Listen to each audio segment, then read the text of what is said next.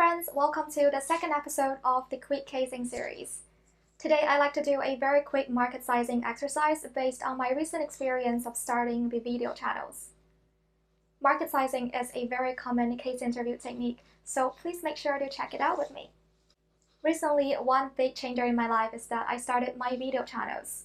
I know lots of YouTubers have been talking about monetizations on YouTube from the blogger's point of view. But until I reach that stage, which obviously need your support, I'd like to bring you to the other side of the business and discover how the video platforms make money themselves. Therefore, my case prompt for you today is, can you size the annual advertising revenue for a video platform? This could be a very typical market sizing question in consulting or even in product management. Normally, the first step of market sizing is to always clarify the business models. So it's good to take a pause and think what info you might need later on. In this case, we want to know, first of all, how does the ads business revenue or the business model work? Are the ads within the video or on the landing page? Is the revenue calculated by number of views or time watched or clicks? And secondly, how many users are on the platform? The interviewer might leave the data for later estimation or give you the clarifications right on the spot if he deems necessary. In our case, let's just put it as assumptions upfront. First, the platform has 2 billion active viewers. And second, the platform only has two types of ads, the SERP ads and the embedded ads. Now, it's very likely that you don't know what are SERP ads and what are embedded ads because I didn't know myself as well. So now it's a very good time to ask the interviewer, hey, Ms. Fox, what exactly are the embedded ads and what are the SERP ads? Sure, good questions. SERP ads are search engine results page ads. Basically, the ads you see once you search something on Google or YouTube. Embedded ads are even easier to understand. Remember all the annoying ads you see at the beginning or during the YouTube videos you are watching? Those are the embedded ads. Now we can move on to formulating the structures. If you'd like to try it out yourself, please feel free to pause the video and take 1 or 2 minutes thinking about the structure before we show you how we solve our case.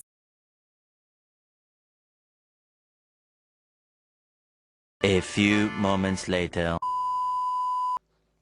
We will first structure ads revenue in terms of SERP ads and embedded ads based on the information given. For SERP ads, since revenue is based on the number of actual click-throughs, we can structure it broadly as the number of clicks times cost per click.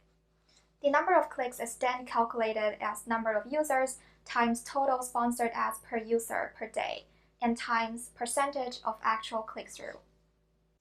For total sponsored ads per user per day, we can further break down into average hours spent per day times average ads per hour.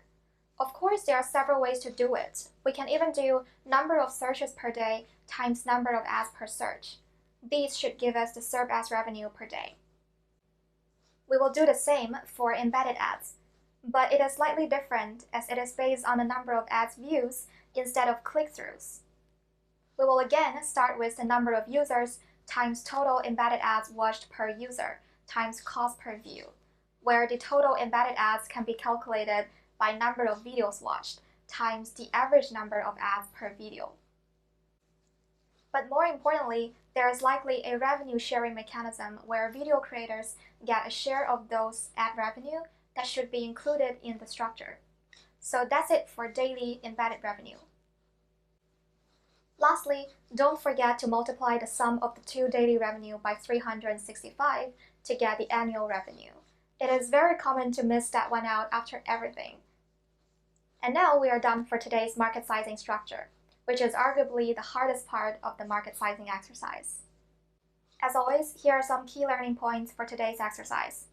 First, market sizing can be quite difficult for an industry that we had no prior knowledge of. So it's very important to show curiosity and don't be afraid to ask clarifications questions to your interviewer. In fact, if you make it as a conversation, it could be a plus point of your communication skills. Also, it's good to try to apply business sense and form a basic structure before checking with the interviewer to show your thinking process. The second learning point is that market sizing should be very methodical. Don't be too hasty in making up assumptions and data.